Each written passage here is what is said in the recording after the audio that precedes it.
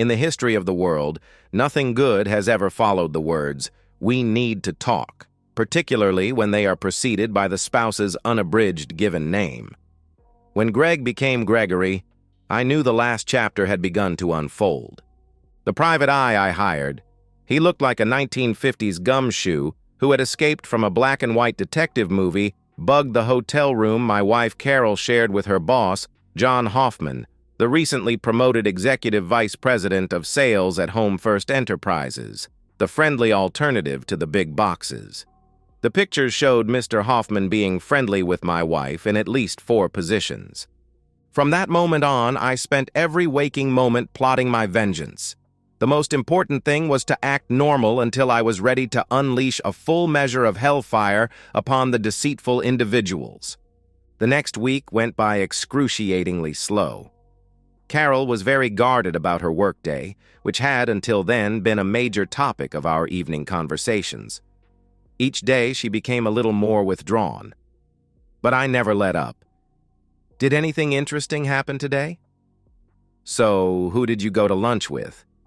And my favorite, "So how's your new boss doing?" Carol would stammer a vague response and change the subject. Our evenings became very quiet. My private investigator had followed them enough to learn that all of their assignments took place during long lunches on Fridays. Hoffman would leave for a customer call at 10:45, and Carol would duck out 10 minutes later.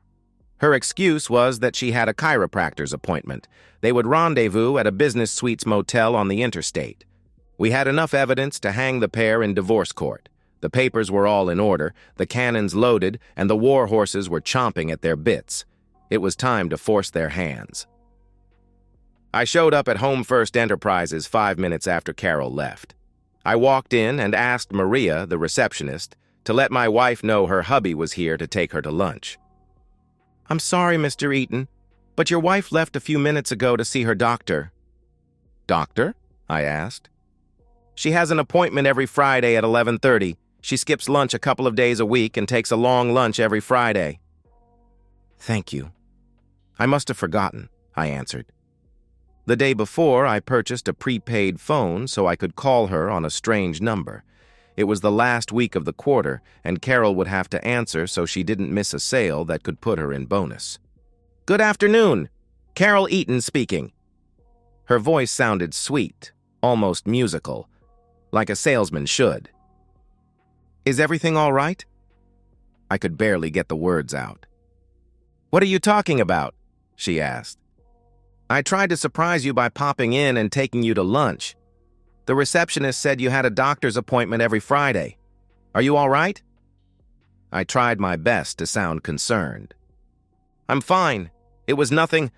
A routine adjustment at the chiropractor." I could tell by the tone of her voice that her jaw was clenched. She was not happy, and I hoped that would carry over into her affair. "That's strange because I ran into Dr. Wilczak a couple of hours ago. He said he hadn't seen you in over a year and asked if you were cheating on him. When did you change chiropractors?" No response. "Could you at least tell who our new bone crusher is?" "I really don't have time for this nonsense right now. We'll talk when I get home tonight." She hung up. On a typical Friday night, we ordered pizza, and so it was tonight. I was paying the delivery boy when Carol pulled her jet black BMW into the garage. "Perfect timing," I announced. "I don't feel very well. I'm going to lie down for a while." Carol muttered, then rushed up the stairs. The next sound was the bathroom door slamming. She was still awake 3 hours later when I joined her in bed. I pushed it one last time. "Why are you being so secretive about seeing the doctor? Is there something you're not telling me?" I was relentless. "Carol, I'm sick worrying about you. Please tell me what you're hiding. Stop nagging me. I told you there's nothing wrong. It's been a long day and I'm exhausted." "We'll talk tomorrow," she answered. I had a hard time falling asleep because I could hear Carol crying into her pillow. I don't think she slept for more than a few minutes at a time. I couldn't help but wonder how well Oedipus slept the night before he murdered his father. Saturday Carol was the woman from hell from the moment she woke up. If we had a dog, she would have kicked it. We never did have the promised doctor conversation. Whenever I tried to initiate it, Carol ducked the subject. She managed to avoid me for most of the day, but I finally caught up with her after lunch. I pretended nothing was amiss and said we had 6 p.m. reservations at Antoniki's, her favorite restaurant. Maybe that will help you out of the funk that seems to have stolen your smile. Her response was a blank gaze and a shrug. At 5, I found Carol sitting on our bed staring at the wall. I bought you a surprise. I handed her a box from Neiman Marcus. She didn't open it. I felt awkward standing there staring. I hope you'll wear it tonight. When she came downstairs, I complimented her on how beautiful she looked in the new dress. I was going to save these for a special occasion, but it looks like you need them now. I handed Carol a gift-wrapped box. Carol tore the paper off and opened the jewelry box and began sobbing.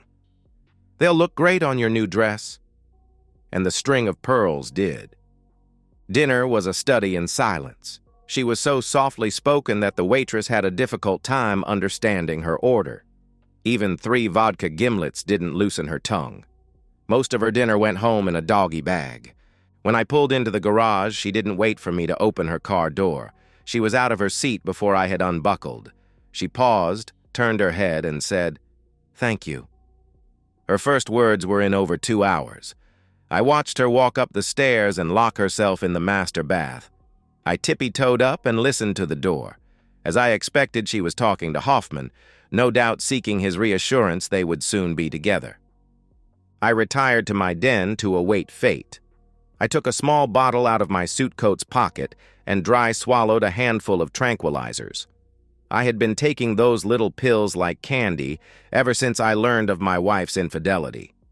They were the only thing that kept me from losing it. I could see Carol in the family room mixing another drink. I watched as she emptied the glass. She was still wearing the little black dress I surprised her with earlier in the evening. I looked up and smiled. Damn, she looked good, I thought. When she caught me, she turned away. Even though I knew the conversation was coming, it still grabbed me like a heart attack. I was pretending to read a book when she finally walked in. Carol stood in silence for a good 2 minutes before making small talk. "Gregory, is that a good book?" When I heard my full Christian name and saw she was looking down at her feet and not at me, I knew the end of my marriage was nigh at hand. I had been rehearsing for this moment for almost 2 weeks. I prayed I would be able to stay on script. I placed a bookmark between the pages, closed it, and said, "Not as good as our marriage. So what's on the mind of the woman who I love more every day? Are you finally going to tell me what is vexing your soul?" I could see tears welling up in her eyes. "What's wrong, my beloved?" I feigned concern. "I am so worried about you." I took her hands in mine. By now she was sobbing. "Did the doctor give you bad news?" I asked. "No." Her response was a lot louder than the room deserved. "Is it your mom? Is she okay?" I asked. She shook her head in the negative. "Your dad, is he—" My words trailed off. She again shook her head. "I'm fine. Everyone's fine. No, this is something different." "Oh." I got up and pulled the matching chair out from under the octagon-shaped chess table and bade my wife to have a seat. As soon as she sat down, I said, "I'll be right back." "Where are you going?" She looked puzzled. "I'll only be a couple of minutes. I have to get something from upstairs." I retrieved my attaché case and laptop from the safe in my study. Carol was sitting at the table with her hands folded in her lap when I returned. Her eyes were red and puffy. Without saying a word, I placed my bag on the floor next to my chair, then swept the pieces off the chessboard. They made quite the racket bouncing off the hardwood floor. Carol had a confused look on her face as she watched. Then I sat down facing her, opened my computer, and began typing. "What are you doing?" she asked. I held up a finger to my lips and went, "Shh, almost there." The soft click of the keys and her labored breathing were the only sounds in the room. After a couple of minutes, I closed my laptop and announced, "All done. So my loving wife..." What is weighing so heavily on your mind? It's very difficult for me to begin. She began crying harder. I handed her my handkerchief. She finally managed to squeak out, "I don't want to hurt you. You've been the perfect husband." I didn't say a word. You are, Gregory, you know I love you. And I love you. I took her hands in mine and squeezed them. That's what is making this so hard, she answered. Telling me you love me? I asked. No, that's easy. Gregory, I love you, but I'm no longer in love with you.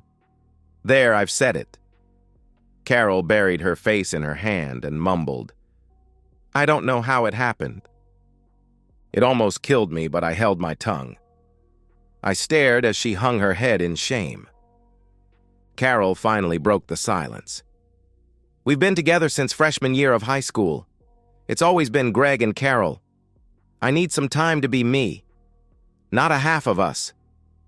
So you're no longer in love with me because our friends look at us and see what I thought was a happily married couple? I asked. No, you're confusing what I said, she answered. You said you're no longer in love with me. You're going to have to do a hell of a lot better at explaining what you're talking about. You can't understand. You're the successful businessman and I'm suffocating in your shadow, she answered. You have a very good job. This has nothing to do with my job. Carol looked like a pouting child. I waited at least a minute before I asked, Have you found a marriage counselor for us to see? That's not exactly what I was thinking, she answered. That leaves divorce, I replied. No, Greg, you're looking at it all wrong. I want this for us, to make us a better couple. Then pray to tell what exactly are you thinking, I asked. Carol's voice became very meek. I was thinking we could try a trial separation. A trial separation? My voice filled the room.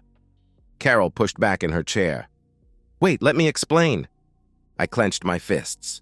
Please do. Well, Amy from work and her husband were having a similar problem, she began. I interrupted. What problem is that exactly? I told you. She lost her identity. Isn't that the idea of marriage? Two become one, I answered. Gregory, she started to say something. And how long would this little experiment of yours last? I asked. Well, Amy said after a couple of months they tried dating again and they're thinking about getting back together. Dating. While you're on this leave of absence, do you intend to date? Or have you already found someone? I asked. No, I told you I love you. I'm not looking to replace you. I just need some time alone to be myself, she answered. That didn't answer my question. And where do you propose to live after you move out? I asked. A long silence followed. I was hoping you would get an apartment. Somewhere close. It's a lot safer for a man on his own than a woman. I laughed. That's never going to happen, not now or ever. Please, Gregory, don't be so unreasonable. I'm trying to make our marriage stronger, she pleaded. I roared. Stronger by walking out on your commitment, stronger by abandoning your promises for richer and poorer, in sickness and in health. Stop me when any of this sounds familiar. Oh, Gregory, you're looking at it all wrong. We'll be back together, I promise, she answered. We already know what your promises are worth, I roared. Oh, Gregory, please don't say that. Her voice tailed off. Once again, what exactly happened to make you so unhappy with our marriage? I asked. It wasn't one big thing, just a lot of little things, like going to the country club and having the valet refer to me as Mrs. Eaton. You're upset because a minimum wage car hiker at the country club you just had to join has proper manners. No, it's more than that. It's 100 little things I can't recall. She paused, waiting for a response, which I never gave. Oh, Gregory, I can't tell you why it happened. It just did. Neither of us said a word for the longest time. I finally interrupted the quiet by unsnapping the two clasps on my briefcase. I removed 2 legal-sized file folders and placed them on the table. Then I opened my laptop and called up a photograph. Is this why it happened? I asked. I turned the screen so Carol could see a picture of her walking hand in hand with her paramour into a business suite hotel. The next picture was of my unfaithful wife violating our wedding vows. Every 30 seconds, a new picture appeared. Her face lost all color and she fainted dead away. Her body slouched in the chair.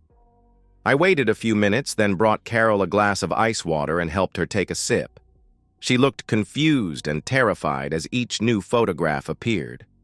She had the bastard in her mouth. She turned away. Her voice trembled. "How long have you known?" "Do you mean, how long have I known the woman who swore before God and man to forsake all others had betrayed me? Long enough to have this prepared?" I slid a copy of the dissolution of marriage document in front of her. Carol was speechless. "You cheated. Our marriage is over. Sign this so I can get on with my life." She clutched the file as though trying to strangle it. I could see her lips moving as she read the complaint, which specified adultery as the reason. 24 color photographs were attached as evidence labeled Exhibit B. When Carol got to them, she screamed, "Oh God, no!" She began pounding on the table with both fists while wailing something unintelligible. I took no pleasure as I watched the only woman I ever loved realize she had torn asunder Greg and Carol forever. As the finality of our marriage's death engulfed her, she seemed to grow smaller and colorless. I couldn't help but wonder if she had actually been stupid enough to think I would have ever accepted her bizarre separation. As each new picture scrolled by, her wailing reached a fever pitch. I looked on in disgust. I was glad I had swallowed damn near an overdose quantity of tranquilizers to steel my soul for this moment, or I might have wavered in my resolve. To be honest, I would rather have died than suffer this. Unfortunately, the prescription bottle was empty. Carol slipped down to the floor. Her hands reached for my right ankle. I could make out one word: "Please." I fought my soul's demand that I crush her fingers under my heel. Instead, I pushed my chair back out of her reach. Even though I knew how the story would end, I too was in a state of shock. So I closed my eyes and tried to pretend this was a horrible nightmare from where I had to find my way out. But when I opened them, I was still in hell and the demon continued to taunt me by drawing breaths into her heartless chest. The front doorbell rang, dragging me back to reality. I turned and muttered, "I'll be right back." 2 men carrying boxes walked into the foyer. We had a brief discussion, then they set off for the master bedroom's overflowing walk-in closet. It cost a small fortune to have 2 movers on standby to pack up all of my wife's clothes and personal property, but it was worth every penny. Carol lifted her head and managed to squeak out, "Who are they?" "If you'll refer to Exhibit A, our prenup stays. If you are unfaithful, you lose everything. That includes this house. So to answer your question, they're from Reliable Moving and Storage. They are packing up all of your stuff. I rented a mini warehouse where you work and paid for the first and last month's rent. You'll be out of here tonight." Carol began wailing. "I can't believe this is happening." She curled up into a ball, sobbing lamentations. "What exactly did you expect would happen when you were being intimate with your boss?" I asked. "Oh, Greg, can I at least explain?" "It doesn't matter. You're a liar and a cheat. Now, there are a couple of things you should know. The lease for your BMW is in the business name. I've retrieved the keys from your purse because they'll be picking it up in the morning. You'll also find all of your credit cards have been canceled. Your cell phone will be shut off first thing in the morning. Also, your name has been removed from all of our checking and savings accounts. And you'll never have to worry about anyone at the country club treating you with respect ever again." My cell phone rang. I looked at the caller ID and answered. "Is it done?" Some moment later, I said, "Thank you. I'll look forward to your report. I thought you might like to know your boyfriend's 8-month pregnant wife threw him out when my private investigator gave her copies of these pictures." I turned the monitor so she could see the next debauchery. "I told you he was a player the first time I met him. You said I was being silly. Silly. That word is burned into my soul. 2 weeks later, he was with you.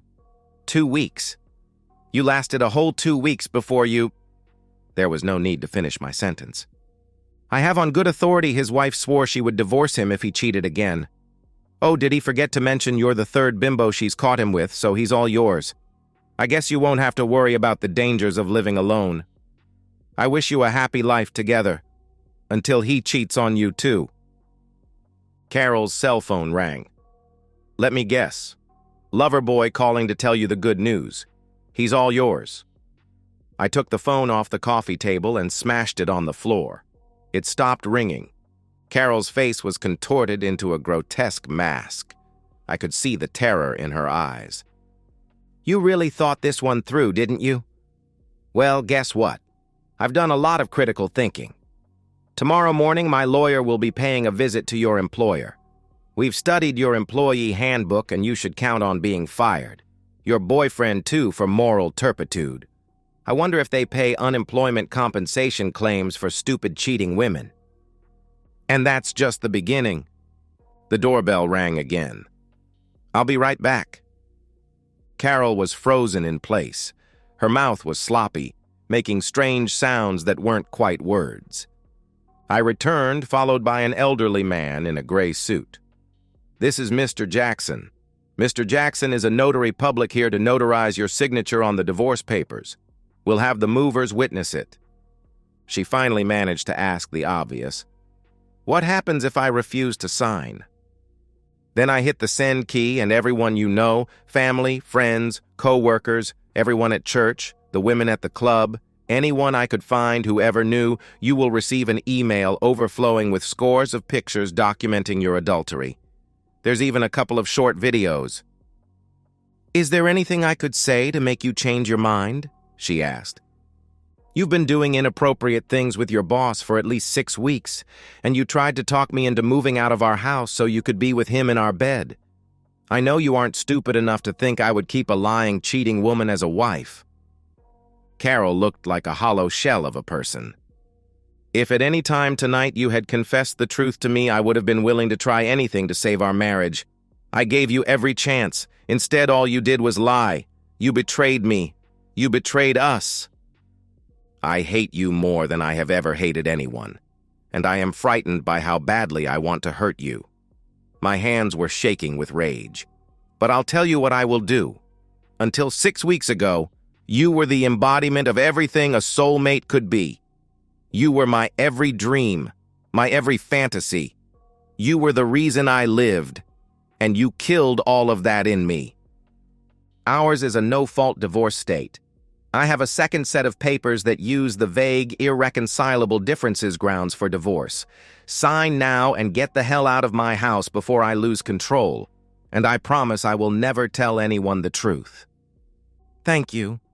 That's more than I deserve, she answered. 5 minutes later, her signature was duly witnessed and sealed, and the first half of my life ended.